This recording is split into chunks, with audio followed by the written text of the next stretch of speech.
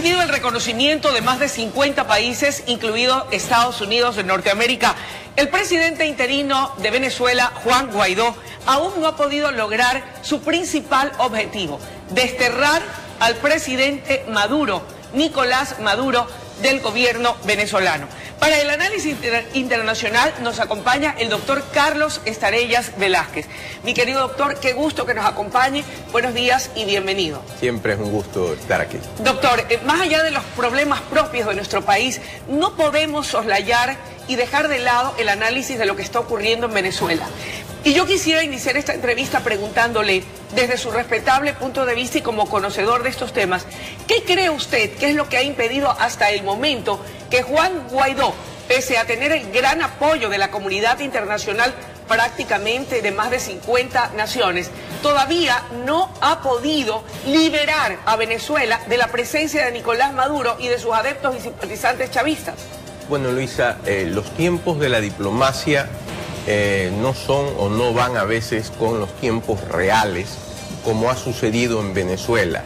La comunidad internacional se demoró en desconocer el gobierno de Maduro y reconocer al señor Guaidó. Y a pesar de todas las medidas o del cerco diplomático que ha sido no solo el desconocer a Maduro, el reconocer a Guaidó y a las medidas coactivas que se han tomado, el señor Maduro se mantiene en el poder y se mantiene persiguiendo al pueblo venezolano. Aquí dos puntualizaciones y un poco para que nuestros televidentes lo puedan entender mejor, habida cuenta de que tenemos ya muchos venezolanos en nuestro medio, trabajando en el día a día con todos nosotros.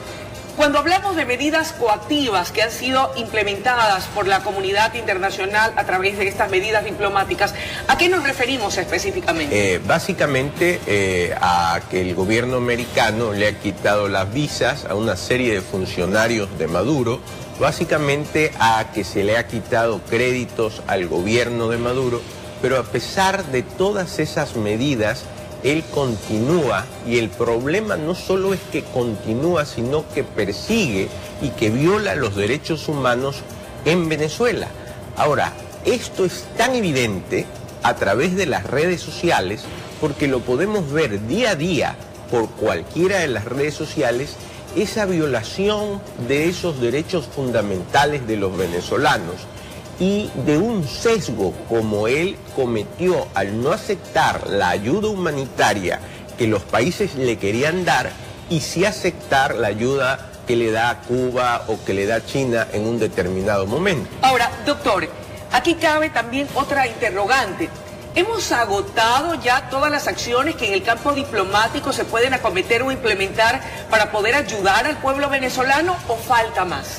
No, en el campo diplomático yo considero que están prácticamente todas las medidas agotadas. Lo que habría que ver es la petición que a través de las redes sociales hacen los dirigentes políticos en Venezuela, y muchos de ellos han pedido la aplicación de un artículo de la Constitución por medio del cual piden la intervención humanitaria.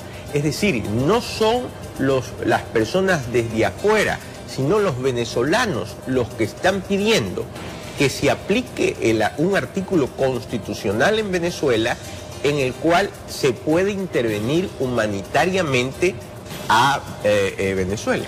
Cuando hablamos de intervención humanitaria, ¿a qué nos referimos específicamente y hasta dónde el hecho de poder intentar o pretender aplicar esa medida no nos conllevaría al mismo fracaso que fue cuando se pidió la ayuda humanitaria, intentó gestionarla Guaidó y lo que pasó es que esta ayuda fue incinerada con los camiones y jamás pudo ingresar y llegar al pueblo venezolano que la necesitaba? ¿Qué es la intervención humanitaria? ¿En qué consiste y cuán viable es poder aplicarla? En primer lugar, Luisa, habría que señalar que Maduro ha violado los delitos de lesa humanidad, siendo Venezuela suscriptor de la Corte Penal Internacional. Esa sería la primera reflexión. La segunda reflexión, que hay una doctrina de la Organización de Naciones Unidas que se llama la responsabilidad de proteger, la que dice que en estas situaciones graves de violaciones a los derechos humanos, la comunidad internacional puede intervenir.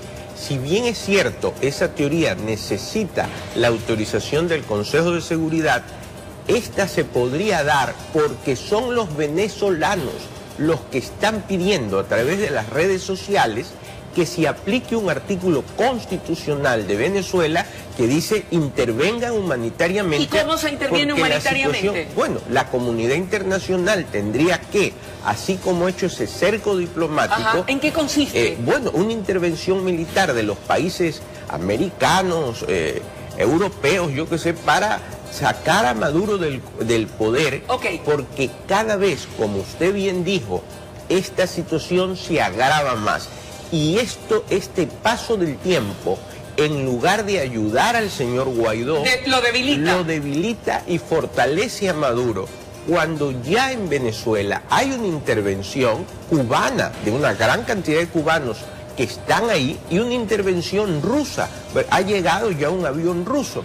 Entonces, ante esta situación, los líderes venezolanos los que están pidiendo la aplicación de un artículo constitucional para que se dé paso a esa intervención. Intervención que tiene que ser militar, o sea, usted me habla de intervención humanitaria, que es la presencia de militares de otros estados para, de una u otra manera, orillar a Maduro a salir de Venezuela y dejar el poder. Así es. Ahora, es lo que piden los líderes venezolanos. ¿Qué consecuencias podría tener una intervención militar? ¿Puede darse de manera pacífica a la par de ser militar o necesariamente tendrá que correr sangre? Se han corrido todos los medios pacíficos. En el derecho internacional hay medios pacíficos, que son la mediación, el arbitraje, la negociación directa. Todos esos medios pacíficos han fracasado con Venezuela. Y existen los medios coactivos. Y a pesar del cerco diplomático, Maduro día a día sigue haciendo daño. Y es que los vemos en las redes sociales. ¿Qué tiempo más le queda a Venezuela y qué tiempo más le queda a Guaidó? El tiempo cada vez es peor para Venezuela y el pueblo venezolano. Yo diría que sí. Y la comunidad internacional no puede ver impiedad, no puede ver desde lejos, no se puede tapar los ojos o los oídos esperando que esto se dé.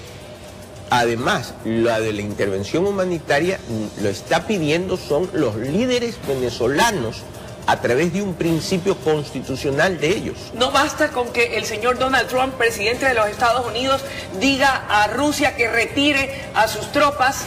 Pero queda en la misma situación. Ya Trump lo ha dicho, se ha entrevistado el día de ayer con la esposa del presidente interino Guaidó, y ha dicho pues que Rusia debe retirarse, pero son los intereses. En derecho internacional priman los intereses. Entonces Rusia tiene interés en el gobierno de Maduro por una serie de préstamos.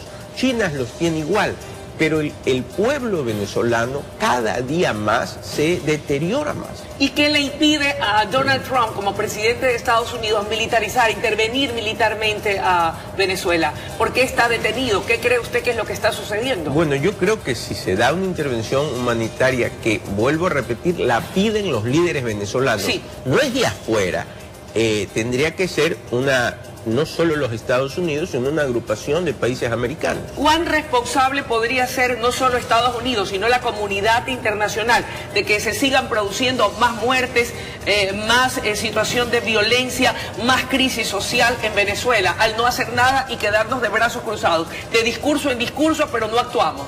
Eso es justamente lo que yo iba a señalar y usted muy positivamente lo dice. La comunidad internacional ya no se puede quedar en discursos. ¿Seríamos responsables de lo que ocurre? Somos responsables y estamos viendo.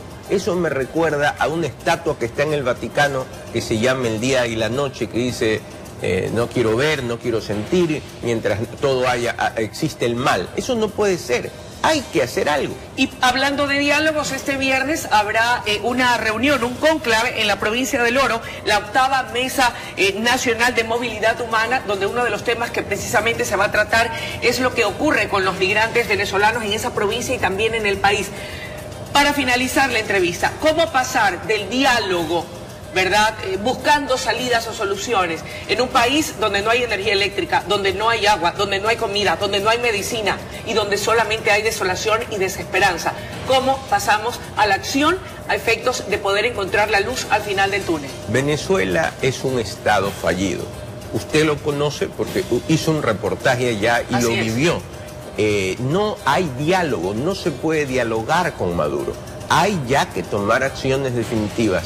El tiempo corre, no a favor de Maduro, en contra del pueblo venezolano, y la violación de los derechos humanos es terrible. Entonces hay que actuar, no se pueden, como usted bien señala, no más discursos, no más declaraciones, no más mesas de diálogo, sino actuación. Es lo que pide el pueblo venezolano. Muchísimas gracias por su presencia, mi estimado doctor. Amables televidentes, era la intervención del doctor Carlos Estarellas Velázquez, que en resumidas cuentas habla de que la Constitución venezolana y la Constitución de los derechos humanos fundamentales a nivel mundial señala que es posible el camino de una intervención humanitaria. Venezuela no aguanta más diálogos y cónclaves sin resultados y acciones concretas. Esa es la salida, intervención humanitaria, según lo ha precisado nuestro invitado de hoy, Carlos Estarellas. Es momento de una pausa, enseguida regresamos con mucho más desde la noticia Primera Emisión. Pues a la foto.